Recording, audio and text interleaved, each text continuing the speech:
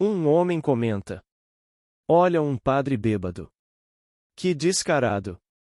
Todos riem no ponto de bondes. Boa Vida meteu a unha negra, rasgou a bolha. Depois espiou o braço, estava cheio. Por isso sentia tanto calor, um amolecimento no corpo. Era a febre da bexiga. Cidade pobre estava assolada de bexiga. Os médicos diziam que a epidemia já estava declinando, mas ainda assim eram muitos os casos. Todos os dias ia gente para o lazareto. Gente que não voltava. Pensou Boa Vida. Até Almiro, por cuja causa se armara tão grande barulho no Trapiche, fora para o lazareto. E não voltará. Era um menino bonito. Havia quem dissesse que ele e Barandão. Mas não era ruim, não aborrecia ninguém. Sem perna. Armara um escândalo. Depois que soubera que ele morrera, ficará ainda mais retraído. Parecia o culpado da morte de Almiro. Não conversava com ninguém. Só com o cachorro que arranjara. Acaba doido, pensou Boa Vida. Acendeu um cigarro. Andou para o trapiche. Só o professor estava.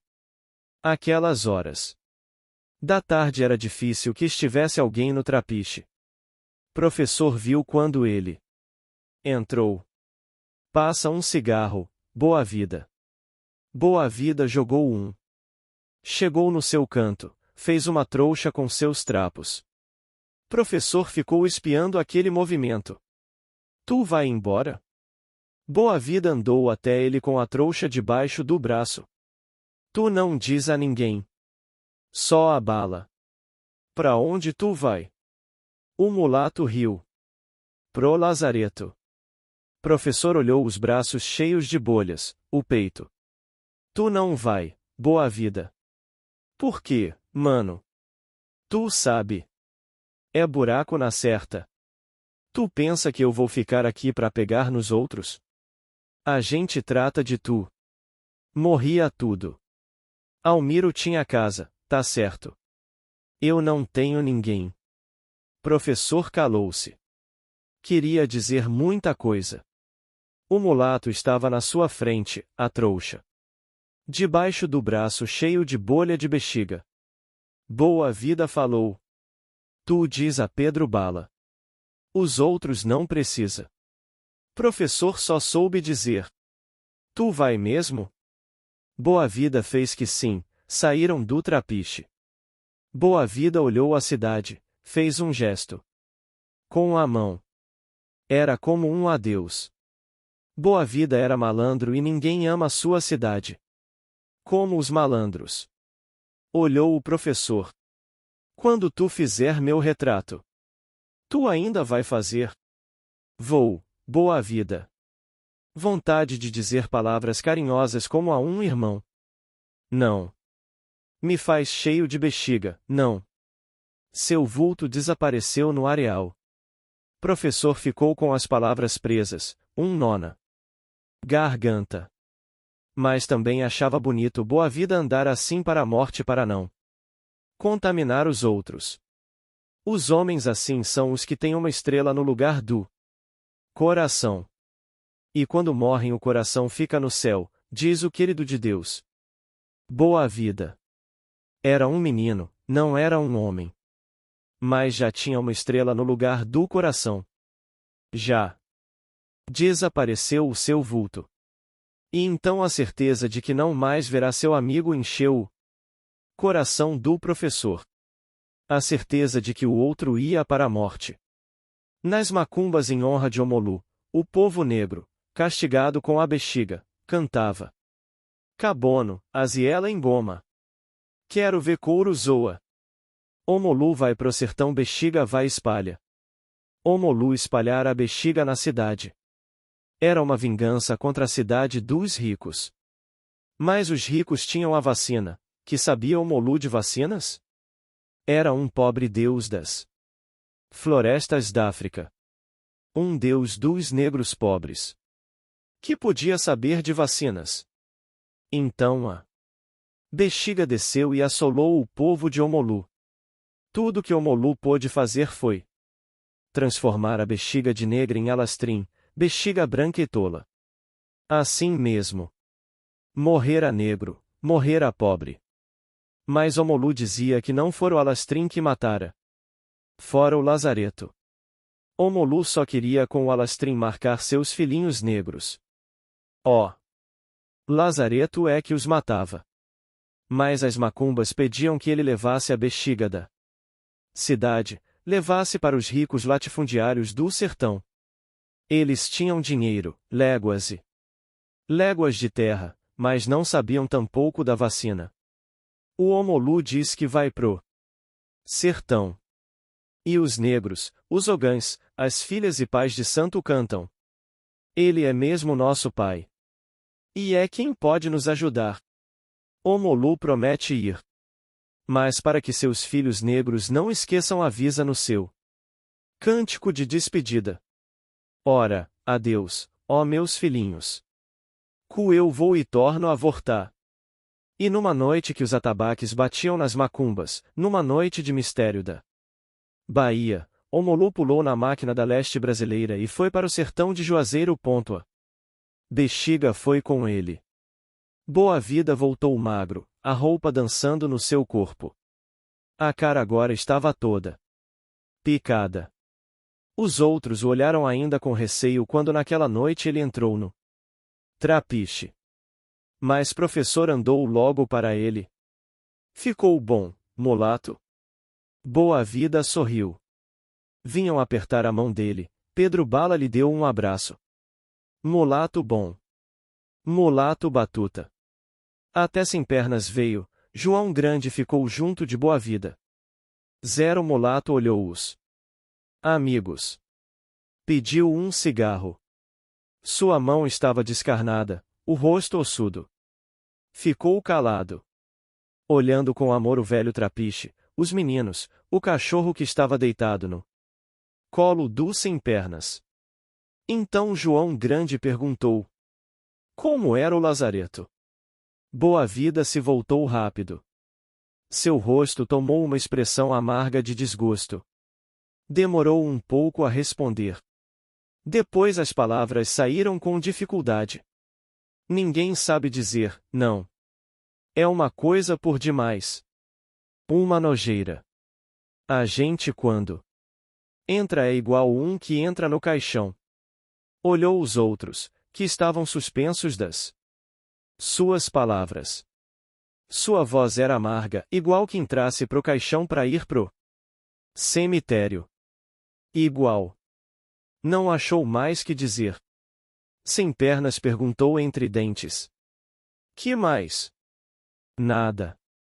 Nada. Não sei, não. Por Deus, não pergunte, baixou a cabeça, que balançava para todos os lados. Sua voz saiu muito baixa, como que ainda amedrontada, e é mesmo que ir pro cemitério. Tudo já está morto.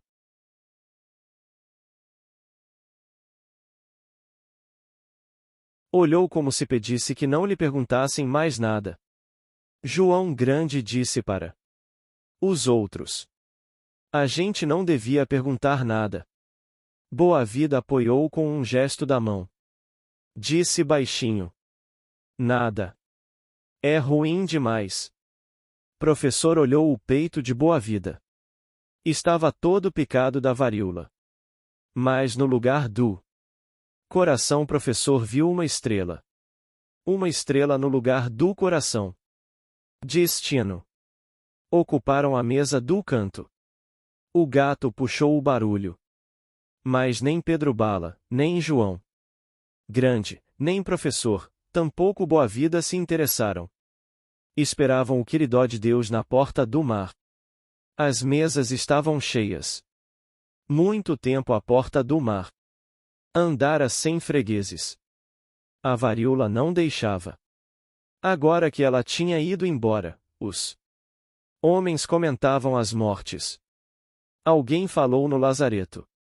É uma desgraça ser pobre, disse um marítimo. Numa mesa pediram cachaça. Houve um movimento de copo no balcão.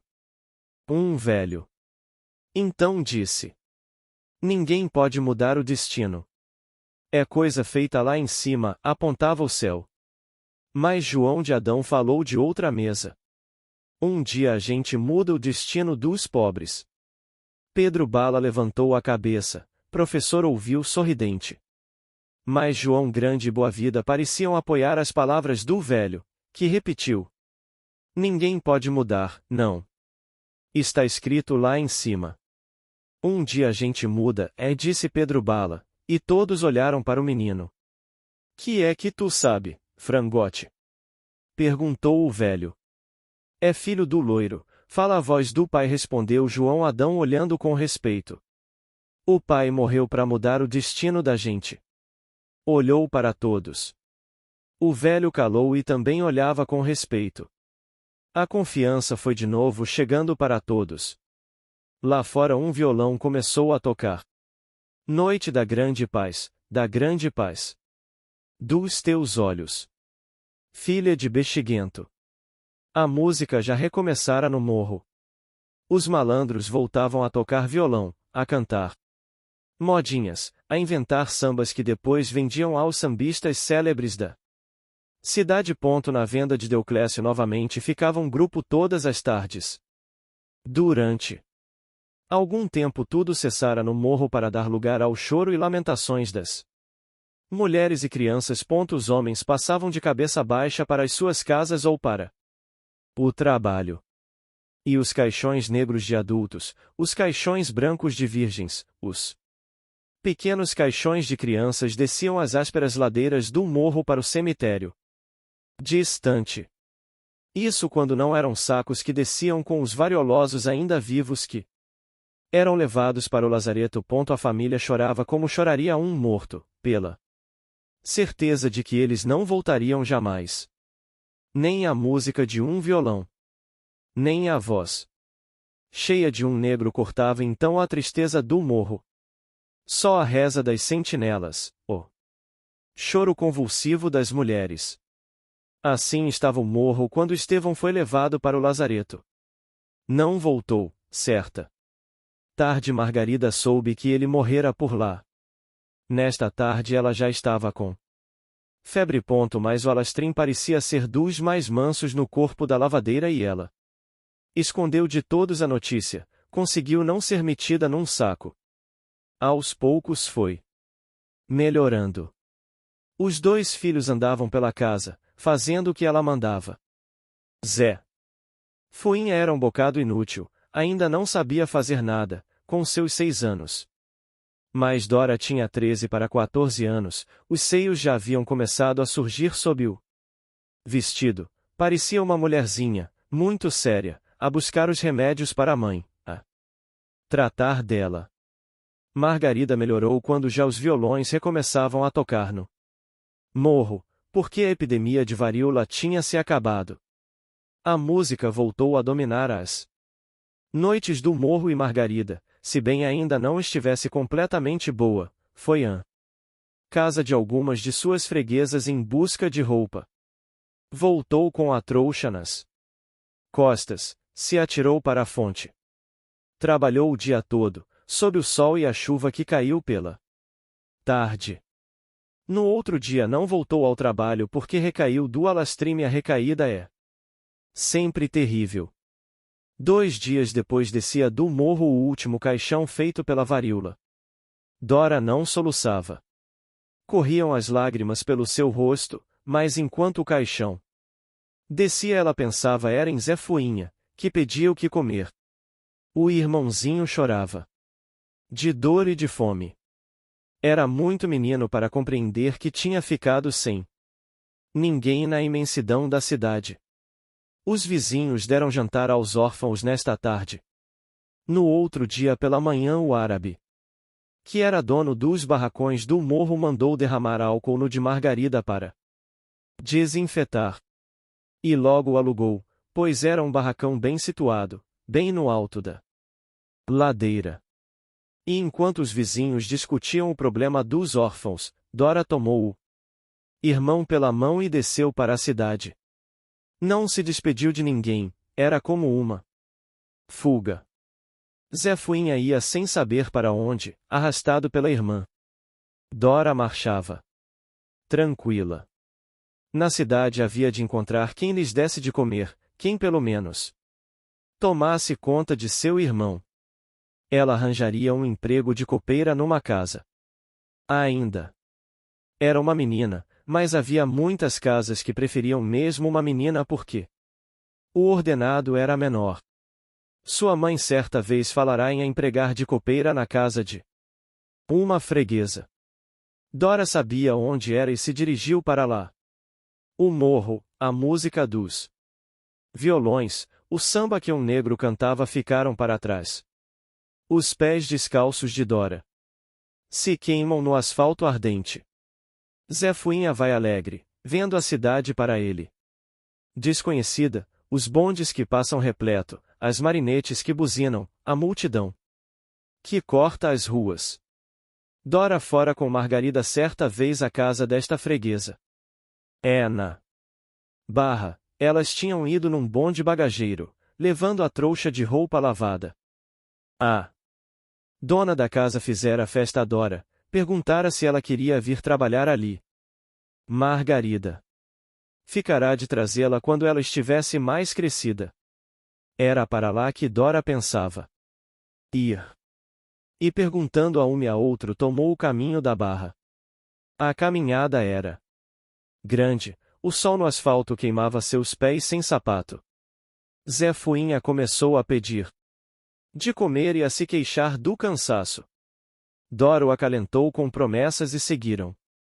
Mas no Campo Grande Zefuinha não pôde mais. A caminhada era demasiada para ele, para os seus 6 anos. Então Dora entrou numa padaria, trocou os únicos 500 réis que possuía, comprou 2 pães dormidos, deixou Zefuinha sentado num banco com os pães. Tu come e me espera, tá ouvindo? Eu vou ali, volto já. Mas não vá sair daqui. Senão você se perde. Zefuinha prometeu com uma cara muito séria, dando dentadas nos pães duros. Ela o beijou e seguiu. O guarda que a informou olhou para os seus seios que nasciam. Zero cabelo loiro dela. Maltratado, voava com o vento. Sentia queimaduras nas solas dos pés e um cansaço no corpo todo. Mas seguiu. O número era 611. Quando chegou ao 53 parou pouco para descansar e pensar o que diria a dona da casa. Depois retomou a caminhada. Agora a fome ajudava a magoar seu corpo, a fome terrível das crianças. De 13 anos, uma fome que exige comida imediatamente. Dora tinha vontade de chorar, de se deixar cair na rua, sob o sol, e não fazer movimentos. Uma saudade dos pais mortos a invadiu. Mas reagiu contra tudo e continuou. O 611 era uma casa grande, quase um palacete, com árvores na frente. Numa mangueira, um balanço onde uma menina da idade de Dora se divertia. Um rapazote dos seus 17 anos a balançava e riam os dois. Eram os filhos do dono da casa. Dora ficou a olhá-los com inveja uns minutos. Depois tocou a campainha. O rapaz olhou. Mas continuou a balançar a irmã. Dora tocou novamente, a empregada veio. Ela explicou que queria falar com Dona Laura, a patroa. A empregada olhou com desconfiança. Mas o rapazola deixou de balançar a irmã e andou até o portão. Espiava os seios mal-nascidos de Dora, os pedaços de coxas que apareciam sob o vestido. Perguntou: "O que é que você quer?" "Eu queria falar com Dona Laura. Sou filha de Margarida, que foi lavadeira dela. Não vê que ela morreu?" E o rapaz não despregava os olhos dos seios de Dora.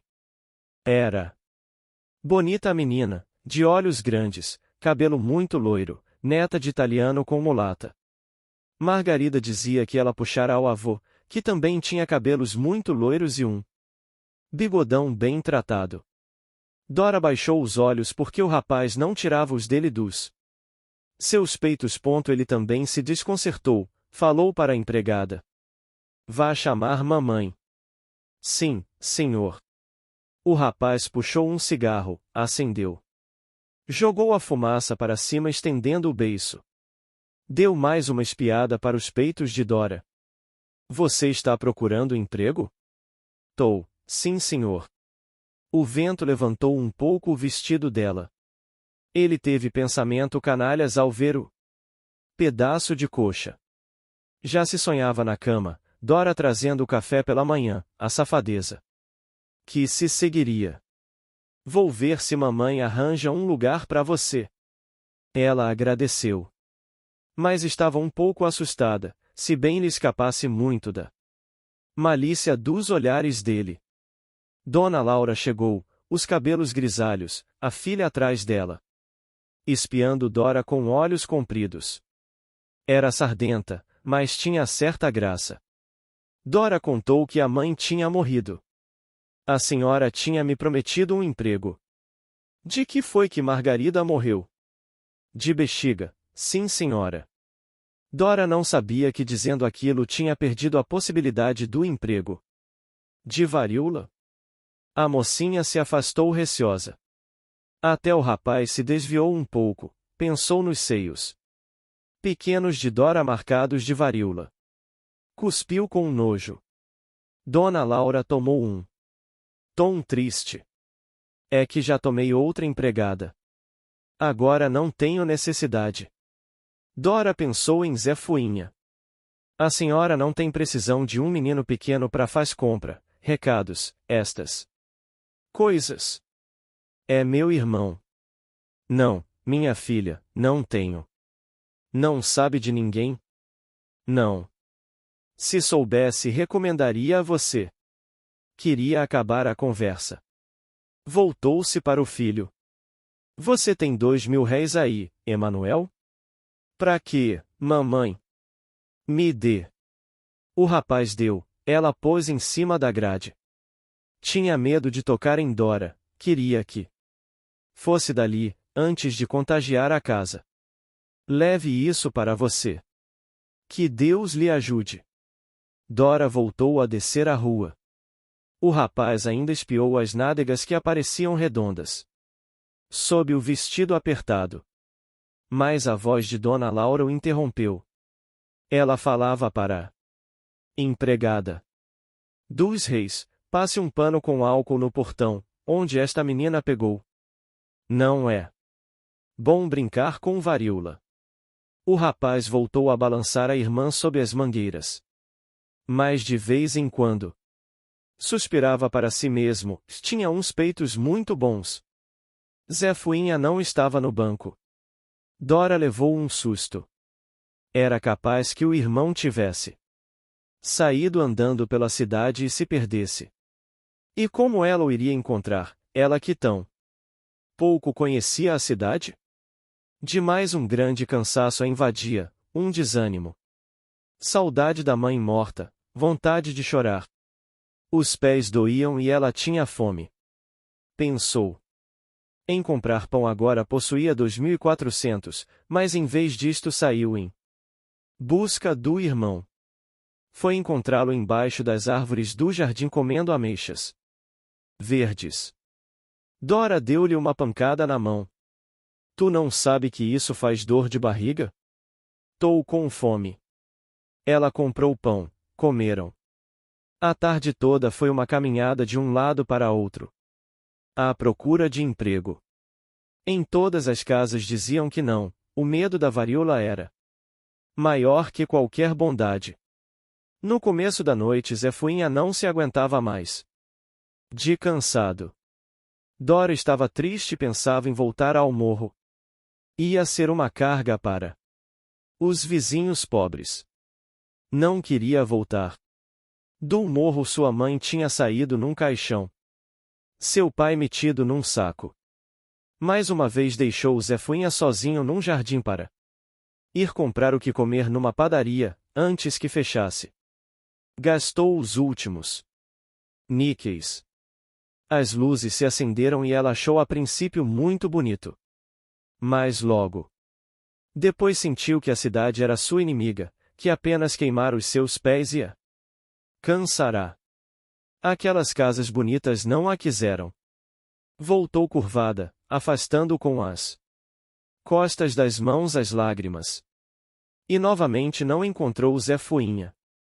Depois de andar em volta do jardim foi dar com o irmão, que espiava um jogo de gude entre dois garotos, um negro forte e um magrelo branco.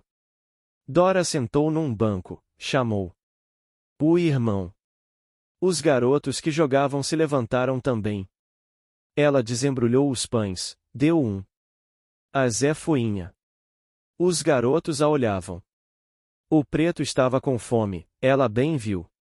Ofereceu do pão a eles.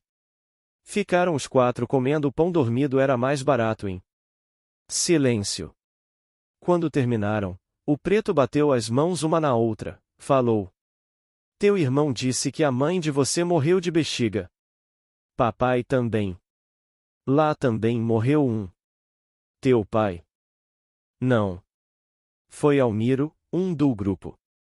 O branco magrelo, que tinha estado calado, perguntou. Você arranjou onde trabalhar? Ninguém quer filha de bexiguento. Agora chorava. Zé Fuinha brincava no chão com as bolas que os outros tinham deixado perto das árvores. O preto coçava a cabeça. Zero Magrelo olhou para ele. Depois para Dora. Tu tem onde dormir? Não. O magrelo falou para o negro. A gente leva ela pro trapiche. Uma menina. O que é que Bala vai dizer? Tá chorando, disse o magrelo em voz muito baixa. O negro olhou. Evidentemente estava atarantado. O branco coçou o pescoço, espantando uma mosca. Botou a mão no ombro de Dora muito devagarinho, como se tivesse medo de a tocar. Vem com a gente. A gente dorme num trapiche. O preto fez esforço para sorrir, não é um palacete, mas é melhor que a rua. Andaram. João Grande e professor iam na frente. Ambos tinham vontade de conversar com Dora, mas nenhum sabia o que dizer, não tinham se visto ainda num apuro assim. A luz das lâmpadas batia nos cabelos loiros dela. O preto disse. É uma lindeza. Batuta fez professor. Mas não olhavam nem os seios, nem as coxas. Olhavam o cabelo loiro batido pela luz das lâmpadas elétricas. No areal Zé Fuinha não pôde mais ir andando. O negro João Grande pegou a criança. Apesar de ser também criança, e a botou nas costas. Professor ia junto de Dora, mas estavam calados na noite. Entraram no trapiche meio desconfiados. João Grande arriou Zé Fuinha no chão. Ficou parado, esperando que o professor e Dora entrassem. Foram todos para o canto do professor, que acendeu a vela. Os outros espiavam para o canto com surpresa. Ó! Cachorro do sem pernas latiu. Gente nova, murmurou o gato, que ia sair. Gato andou até onde eles estavam. Quem é, professor? A mãe e o pai morreu de bexiga. Tavam na rua, sem ter onde dormir. Gato olhou para Dora ensaiando seu melhor sorriso. Fez uma espécie de saudação. Tinha visto num cinema um galã fazendo com o corpo. Ensaiou uma frase que tinha ouvido certa vez. Boas-vindas, madame. Não se lembrou do resto, ficou meio encabulado, foi embora ver Dalva. Mas os demais já se aproximavam. Sem pernas e Boa-Vida vinham na frente. Dora olhava. Assustada. Zé Fuinha dormia de cansaço. João Grande se pôs na frente de Dora. À luz da vela iluminava o cabelo loiro da menina, de quando em vez pousava nos seios. Se levantou, encostou-se na parede. Agora a lua aparecia pelos buracos do teto. Boa-vida estava diante deles. Sem pernas vinha cocheando, e os outros logo atrás, os olhos estirados para Dora. Boa-vida falou. Quem é essa lasca? Professor se adiantou. Tava com fome. Ela e o irmão. A bexiga matou o pai e a mãe. Boa-vida riu um riso largo. Empinou o corpo. É um peixão. Sem pernas riu seu riso burlão, apontou os outros. Tá tudo como urubu em cima da carniça. Dora se chegou para junto de Zé Foinha, que acordara e tremia de medo. Uma voz disse entre os meninos. Professor, tu tá pensando que a comida é só pra tu e pra João Grande? Deixa pra nós também. Outro gritou. Já atou com o ferro em brasa. Muitos riram. Um se adiantou, mostrou o sexo a João Grande, vê como a bichinha está grande. Doidinha. João Grande se pôs na frente de Dora. Não dizia nada, mas puxou o punhal. Ó! Sem pernas gritou. Tu assim não arranja nada. Ela tem que ser pra todos. Professor replicou. Não tão vendo que é uma menina. Já tem peito. Gritou uma voz. Volta Seca saiu de entre o grupo. Trazia os olhos muito excitado, um riso no rosto. Sombrio. Lampião também não respeita a cara. Dá ela pra gente grande.